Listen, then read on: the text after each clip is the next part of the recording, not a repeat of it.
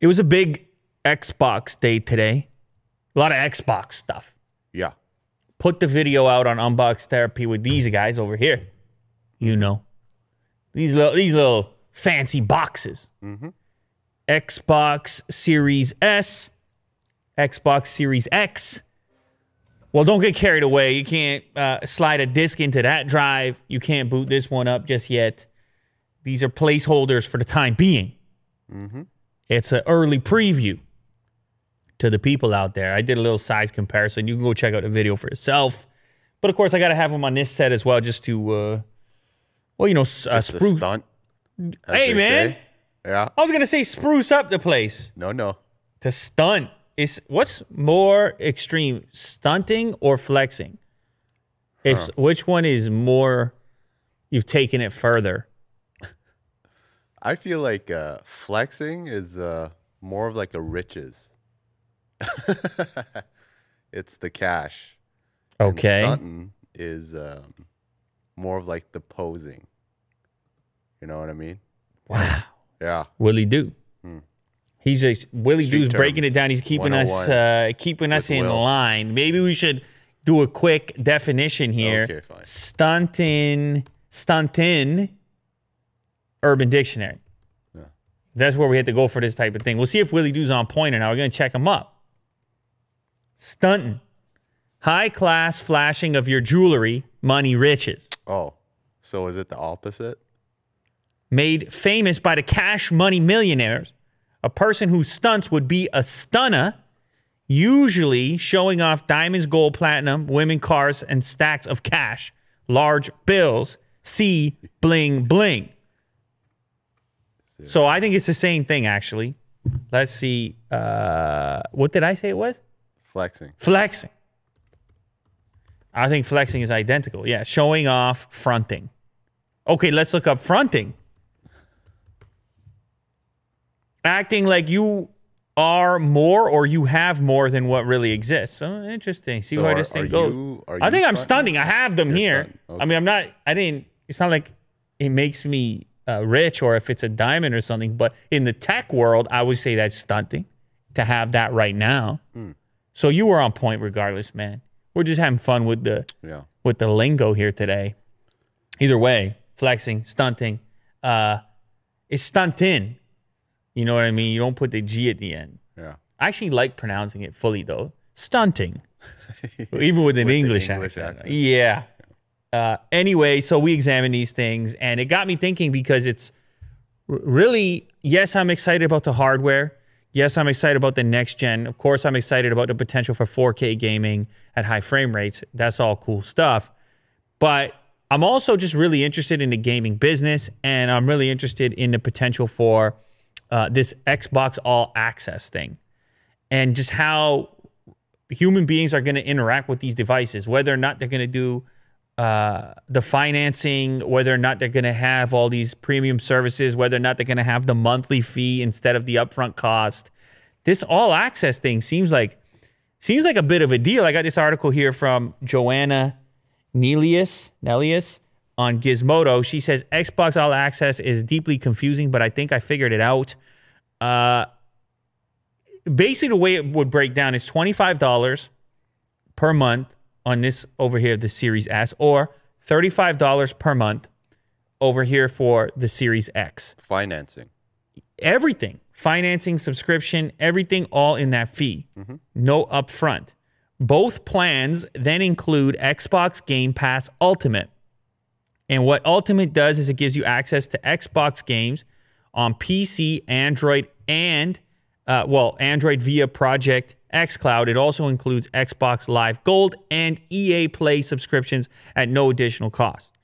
Individually, both subscriptions cost $15 and $5 per month, respectively, or $30 annually for EA Play. So it's all bundled in there, plus you're paying off the console in monthly installments, which is the, obviously that's why the price correlates with the more expensive unit. That's why you go up $10 per month to get this one. It's not just about the games that you're playing that's unlocking that for you. So that's a lot of value for your money and a lack of upfront apprehension. Because now it's just like, well, $25 a month.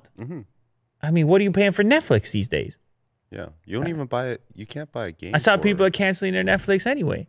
Yeah. You could just take that money and... There you go. I'm goofing, Will. So the monthly payments plus the Game Pass Ultimate and EA Play subscriptions make it seem like a steal. You end up paying slightly less than the MSRP on either because you subsidize the cost.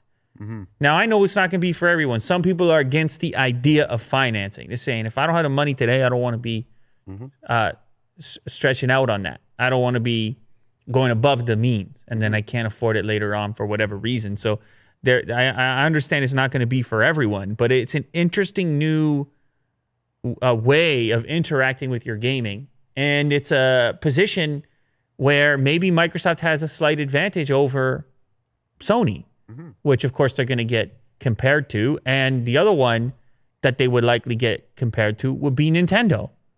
And especially when you now have the Series S at the exact same price as the Nintendo Switch at $299. So here you have Willie Doo showing off right now the different options for you listed on Microsoft's website. All the financing and everything happens right on here. You have $34.99 for 24 months, no upfront cost on the Series X, $24.99 for 24 months, no upfront cost for the smallest Xbox ever, the Series S. And then you have, actually, they're still selling the One S. I don't know who would get this right now. That seems pretty wild. I think you can wait. Pre-order September 22nd. I think you should definitely wait for at least the Series S at this point, as opposed to going for the previous generation. But anyway, I bring up the $299 thing, Will, because Nintendo is actually set to boost Switch production ahead of the holiday season. Gaming, gaming, gaming. It's all about gaming. People are trapped at home, and people have rekindled their relationship with their various game devices. They rekindled it, whether it's going to be Xbox, Sony, or Nintendo with the wildly popular Switch. Nintendo is telling partners to boost production to as many as 30 million consoles this year, and they're trying to ramp up for this holiday season where they think there's going to be a really high demand and they want to be ready to go. The Nintendo Switch, the standard version, $299. They also sell the light version, Will, which is $199. So coming in below either of these and certainly below whatever Sony's going to let you get. Nintendo is telling manufacturing partners to boost production to 30 million consoles. The official forecast coming from the company was 19 million. Last month, Nintendo reported a 428% surge in profit during the most recent quarter, aided in part by the strength of the Animal Crossing New Horizons video game. Yeah, you can't get that on Xbox or PlayStation. You ever heard of this game? Of course. No. I don't play it. You're not involved, but you heard about it. It's big. It's a big deal. Yeah. I see it on social media. It's a big deal. Yeah. What is the concept of Animal Crossing? You're asking me? Yes. You're just building stuff, right? Collecting, building. You know how it is. Yeah, well, I mean, it seems to be a good fit for lockdown because it's one of those kind of very chill, but also like you're constantly improving upon. There's no end. It's not linear. And seasons change. More opportunities for different things. Like I saw people were growing and selling crops, and it's a kind of thing where you can dip in and dip out, and you stay connected to it for a long period of time. The company sold more than 3 million Switch units and 2.6 million units of Switch Lite, as well as 10.6 million copies of Animal Crossing New Horizons. I remember when the game launched and the lockdown was first starting and people were still lined up over at the GameStop.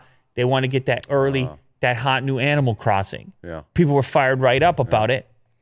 In a period ending June 30th, Nintendo's profits rose to 1.37 billion, more than twice the 71 billion yen that they were expecting. So, by the way, you got to do the conversion on that. 144 billion yen is 1.37 billion. Therefore, 71 billion yen is like oh, I don't know, 700 million, something like this. I'm just doing some yen conversions real quick. Yeah, I'm sure it's right. Anyway, so they expect things to be big. Nintendo wants to be ready. You have your option. I'm looking at you, audience. You get to choose this holiday season between an Xbox Series S at $299 or a Nintendo Switch at $299. What do you do? Is it going to be Animal Crossing or is it going to be I'll wait a while for Halo one day? Well, you got Game Pass. You got Game Pass. You get a lot of games. Relax. Relax. Speaking of gaming, Apple is going to be preventing users from signing into Epic Games after September 11th. September 11th. Oh, that's soon, Willie Do. That's tomorrow. Is that tomorrow at this point that we're filming this? So that's today at the point that you're watching this, likely. Epic is telling people, go onto your account, change your email address associated with your account right now, or you will lose it. They're warning you because I guess there was some sort of a collaboration there where you could use your Apple ID as your sign-in for Epic Games. And if, obviously, when that gets removed, you would need to somehow remap it. Now, Epic is saying maybe there's a chance you could do it, but the best thing to do right now is to go change. This is a public service announcement. You got the skins, and I don't know what you're doing. You're in the Epic Games. You're on Fortnite. You pay for the skins, man. You were trying to save it, so you got to get your login sorted out. Important stuff. Like, what if you can't log in to change your email tomorrow or today? People are going to be sending emails to Epic. They're going to be sending emails to Apple. They're going to be saying, look, I got nothing to do with your beef. Yeah. Where's my stuff, and how do I get it? And maybe it has more to do with Epic, I guess, because there should be some sort of a way for them to figure out those previous accounts and whatever criteria was associated with it. They probably just sent a newsletter. Yeah. It's like, hey, do it. Probably a mass email. Yeah. The battle between Apple and Fortnite creator Epic Games continues to escalate as users will no longer be able to sign into their account using Sign In with Apple after September 11th. Users will be able to access their Epic Games account only if they change their email address before the deadline. If they delay, they may lose access completely, although Epic says it may be able to recover the account manually. That's the idea. If you get to that terrifying point of needing to email somebody and say, my Apple ID was, and I want my new email to be, I mean, you're going to be better off just doing the thing on your own if you hope to save your progress, skins, whatever else you got going on in your Epic Games account where you used Apple sign-in. Now, of course, you will need another device, too, to play the game, to be clear. Because even if you recover the account, you're still kind of messed up on iOS. Apparently, Samsung is making over 55% in profit for every Galaxy Note 20 Ultra that they sell. I don't know if that exceeds your expectations, if that's where you expect it to be. It's important to note before we dive deeply into this at all, when you're talking about profit, yes, you can look up the list of components inside of a device and try to figure out, okay, here was their cost per unit, but that's not the way that a manufacturer looks at it. They think about cost differently, or they do care about that cost as well and being profitable on a per unit basis if possible, but they've also got marketing costs, office space, and energy. I mean, there's like other costs that they would probably... Besides the hardware. Yeah, that would eat into their overall profit. Yeah. So you would say, oh, Samsung's just sitting on all this money. It's like, well, then they spend it in this variety of ways to make you want to buy the thing in the first place. There's a lot of expenses, but it's still interesting nonetheless. Counterpoint Research, they did an investigation, tried to figure out all the various components that are inside of the Note 20 Ultra. I suppose the Note 20 Ultra is interesting because it is this really expensive device. If we're being honest here, you can see that the biggest expenditure inside of this device is from Qualcomm. Of course, it's related to the X55 5G modem and RF antenna system. That's $92.20. That comes alongside the Snapdragon 865 Plus, which is another $57 per unit. Those things come together. The cost to manufacture the 128 GB Note 20 Ultra, $548 US. Now, you know you can't buy one for that, Will. You know they're not going to give you one of those without turning a bit of a profit. Will's got the graph up there to showcase all the various brands that are a part of the makeup of a Note 20 Ultra. Important to note, Will, when you see that giant chunk of this chart associated with Qualcomm, also remember Samsung sells an Exynos version of the device in some markets. And this is what gets people upset, because you have to assume the cost of the goods when they're responsible for the chipset is going to be slightly less, and therefore they're going to turn an even bigger profit in those regions in which they force you to get the Exynos chip as opposed to the Snapdragon chip coming from Qualcomm at that higher expenditure. It's just important. It's an interesting component in the conversation here. So a full-priced Snapdragon-equipped Galaxy Note 20 Ultra yields $741 in profit if you're just going against the various components, if you're just looking at a list of the components that are inside. And so that equates to around 57% profit margin, not taking into consideration all the other costs. The way this thing works, Will, the more you go up the chain, the more you go towards flagship level, the more you're going to see these profit margins baked in, because that's where they can be extracted. I don't take this as a surprise myself, but it also makes it a little bit easier to understand why some manufacturers can be more aggressive and can find a way to deliver some pretty amazing spec sheets at lower price points and potentially turn a smaller profit, spend less money on marketing and all the rest of it. So kind of interesting. Ninja is returning to Twitch. He did get an exclusive multi-year deal, will no longer be a free agent capable of streaming wherever he pleases. By the looks of it, I don't know the specifics of the deal when it comes to exclusivity. Maybe if he goes on some friends stream on YouTube, that might be okay. But ever since the Mixer shut down, he's been experimenting with other platforms. We saw him pop up on YouTube to some fairly respectable numbers. We've been following the Dr. Disrespect thing. Shroud, on the other hand, who was also a part of the original Mixer deal before the meltdown, the disbanding, and then the Facebook, the short-lived potential to exist on Facebook gaming, he went back to Twitch, signed an exclusive deal. I remember watching the clip on Twitter. We now have our very own Ninja version of that I'm now on Twitch clip. You can play it, 12 seconds. That is Ninja. There he is. And I guess you'll see a Twitch logo here in a second. A new chapter begins. Look at those emotes.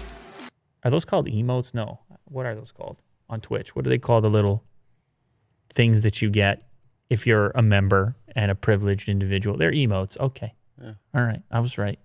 Why did I doubt myself? Anyway, so he has the announcement video. I don't know what the scope of the deal is from a financial perspective. My understanding about the Mixer meltdown or the Mixer sale, whatever it was that some of those contracts that they had, those pre-existing contracts, they had to still pay out. So streamers like Ninja and Shroud, they would still take money from the original deal even to exit. It was just interesting to see if any of them were going to attempt to make a go of things on anywhere but Twitch. Twitch was the obvious place for them to go back to when Mixer shut down, because that's where their businesses took off, really. That's where their persona lived for a really long time. So I was curious to see if anyone would try to make a go of it on YouTube. Disrespect is doing it because, well, he has no choice. Yeah. Facebook didn't seem to really attract the attention of any of those big-scale streamers. And it just looks like it goes back to business as usual. Yep. Go back to Twitch, sign the multi-year deal. So it makes a lot of sense. One thing I will say, some of the Mixer people might be a little bit aggravated. Some of the old Mixer streamers not at the same scale as Ninja, because they feel like they built an audience on Mixer, maybe because so much attention was brought there from those bigger streamers and those deals. And for them, they'll have to start over and start fresh on Twitch, whereas Ninja can go back to a healthy community sitting and waiting. Right. Yep. So it has less to do with Ninja and more to do with those individuals and possibly their aggravation with Mixer and everything that happened. Right. But nonetheless, Twitch gets to gobble it all up. Twitch gets to have it all back. And Amazon. I'm sure some of them will make a go and take a shot at YouTube, but Twitch is just that place for now, Will. It is, yeah. It's when it comes to streaming games, it's that place. SpaceX, we got some new information about SpaceX's satellite internet service. Well, we actually talked about this a little while ago, but now it's kind of official because SpaceX did a presentation or they sent the presentation to the FCC on last Friday, including their benchmarks of the new satellite internet service and some more details around latency and things like this. The people had questions. Is this really going to be fast internet? I know the original target was around 1 gigabit for satellite internet. Connect anywhere. I mean, very exciting stuff. Yeah. It's up there floating around the planet. Cool. Now, obviously, it's going to take time to get up to that eventual, that sort of target level of connectivity. But these numbers, I think, are actually kind of promising. So we have 2 benchmark tests that were shared from SpaceX to the FCC. We have a 102 to 103 megabit per second download rate, 40 to 42 megabit per second upload rate, and a latency of 18 to 19 milliseconds. Now, to put this in perspective, I know you got the pro gamers out there that they don't want, and they're trying to deal with 0 latency, but the reality of the situation, most people with home connections are dealing with some degree of latency. The average latency for fixed broadband in the US is 25 milliseconds, and the rate on mobile is 48 milliseconds. So it turns out it's actually kind of in the wheelhouse there. Yeah. It's not terrible. Now, they're running some initial beta tests. They're going to be rolling out some of these early tests to actually the northern part of the United States as well as the southern part of Canada. I don't know. If you get in touch with somebody, maybe we can do some speed tests. We can be some of the first to link up to the Starlink. It's quite possible. I know, Willie Do, you send emails here and there. Or maybe somebody reaches out to you. It's will@loulater.com. According to the presentation, SpaceX is manufacturing about 120 Starlink satellites each month. The goal is to launch thousands of them into space to enable worldwide coverage and download speeds of 1 Gbps. G, not M. That's big time, man. That's big time from space. The company is on track to produce thousands of user terminals consumers can hook up at their homes to receive the satellite-based broadband. In addition, SpaceX plans on gearing up for a public beta trial for users across multiple U.S. states and, as I mentioned, other polar regions. They actually want to reposition some of their current constellation in order to reach the polar regions, including Alaska. It's all very interesting stuff. I remember reading on Elon Musk's Twitter about the reason why they're targeting the northern hemisphere first. It's a little bit easier, I guess, for the time being. For the test run that's going on, of course, the eventual goal to go global, to connect places that are kind of lacking connectivity as well. Yeah, I just hope that they don't muddy the space with all the satellites. Oh, that's right. That's right. They got to they're putting some kind of a cover on there. Yeah. They're figuring out a way to do a housing that's going to not reflect so much light and screw up the view of space. Well done, Willie. Yeah. You know our pal over at Reliance Industries.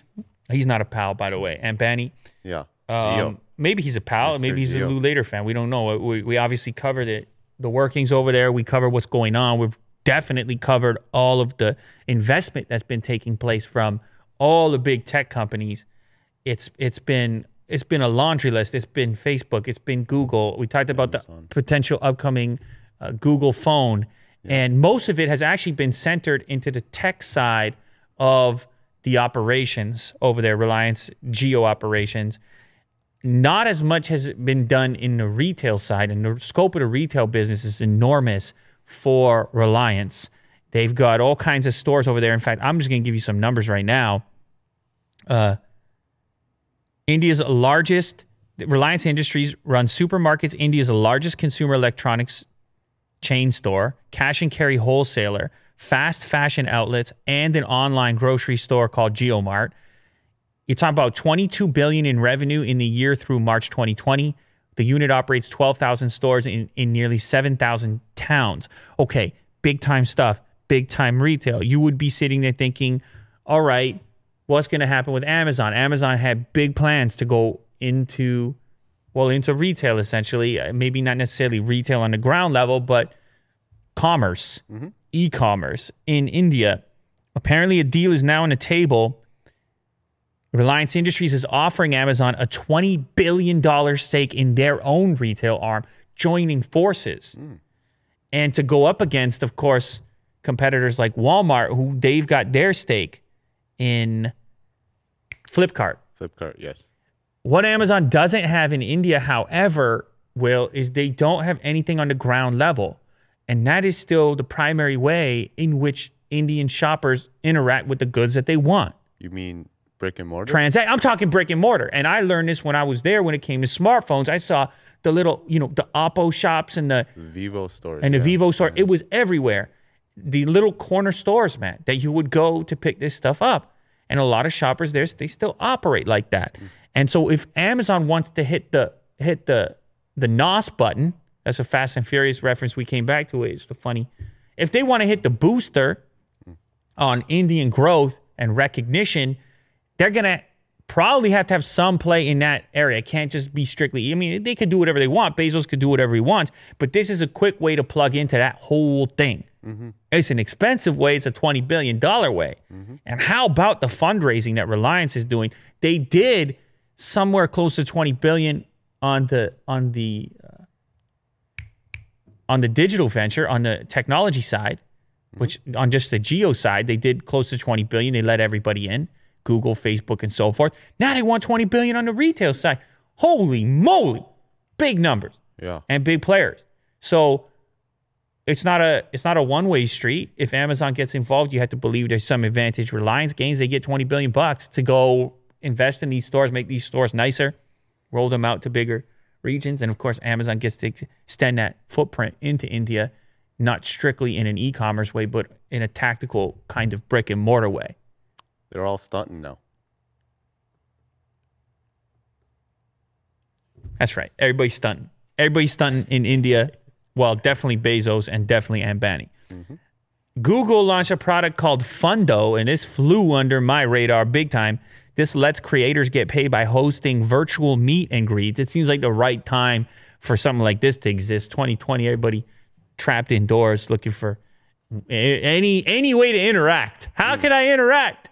Let me interact. Anyway, it's a product called Fundo. It comes out of Google's Area 120 incubator. Google is involved in so many different investments and startups, and it's hard to keep it all together. But this one is a product that lets an influencer, I hate the term influencer, it lets a person who posts stuff online for fans interact directly one-to-one or one-to-four to actually...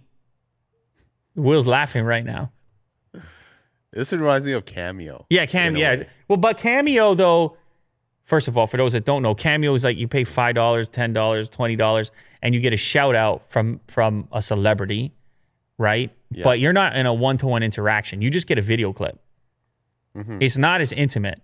What Fundo's doing is they're actually connecting everyone in a video conference, and the individual hosting it can set it up in advance. Like, that's a real estate guy on YouTube, for example, and he does a workshop. I don't know what he charges, $600 for like the real tips.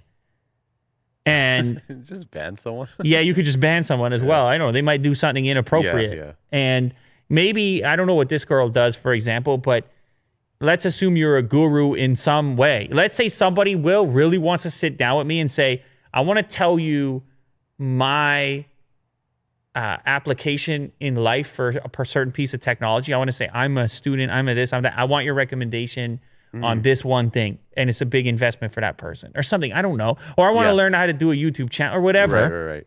You could set up a workshop for that, or you could set up a smaller meet and greet or something along these lines. Now, it does get a bit weird because you charge money for it, and I don't know how much you're supposed to charge for this type of thing. I think that guy picked $600 on the demonstration video right there for his thing. But if he's offering good information, then so be it. Either way, it kind of gets my wheels turning just about how interesting it would be for some people. I meet a lot of people in public, right? Yeah. And you have a personal exchange. And it's way different than what you can do through video. Because when people ask me for advice on tech or something like that, I always ask them something about themselves. I hit them with another question because it's not a blanket thing. You can't just come and say, this is the best thing for everyone. And that's actually irresponsible. Yes, and it's the problem with the whole review thing in many cases is that there has to be generalizations in order to do the review and put together the package. It's impossible to talk to everyone directly. The technology just doesn't allow for it. However, and I think anybody who's in this space could probably agree, when you meet somebody, you say, what are you going to do with it? Or I had an exchange with a fan the other day who asked me about going for an iPad or a MacBook, and then I asked him immediately, what are you going to use it for? And he said, well, I'm going to go to business school. And that influenced my decision on what I wanted to recommend. It's a very personal choice, these things. And so I look at the potential for a one-to-one connection as being sort of interesting. If this thing can get enabled, I don't know, maybe since it's a Google product, it could actually get embedded into YouTube at some point. This just gets my wheels turning. That's all it will. Right on. But for the time being, it's fundo.town. People, you can sign up and actually do this thing, I think, right away. I think you can actually test it out right now. Kanye West ended up on my news feed because he was recently in the hospital for too much texting. I think it was in my news feed because of the texting part, because there's a technology edge to it. I mean, to text, you got to be on the smartphone, addicted to the smartphone. Maybe not addicted, but for whatever reason, I get the smartphone messed up his thumb. And I think, by the way, his smartphone of choice is an iPhone, which sometimes he holds upside down, which then leads many to believe he's holding some next generation phone that's not even out yet because they don't see the notch on it. That was a whole news story one time. Anyway, the truth of the matter is a lot of people spend a lot of time on their phones, and our bodies aren't necessarily all that set up for it. You know, you get the neck crouched, and I remember reading people, all the neck surgeries in Korea going up, and you get the lower back and you're hunched. And I got to remind myself on the posture every so often with the phones and the screens. Willie do got to sit up straight as well. It's very contagious too. I got a new chair over there that's supposed to encourage it. I'm going to test that out soon as well. It's got like you'll see it in an upcoming video likely. Anyway, Kanye goes to Twitter. He says, too much texting, bro. He captioned the photo. I had to get the cortisone mixed with a sprinkle of lidocaine to treat my condition. He says it worked right away. The wonders of modern medicine, 24 to 48 hours.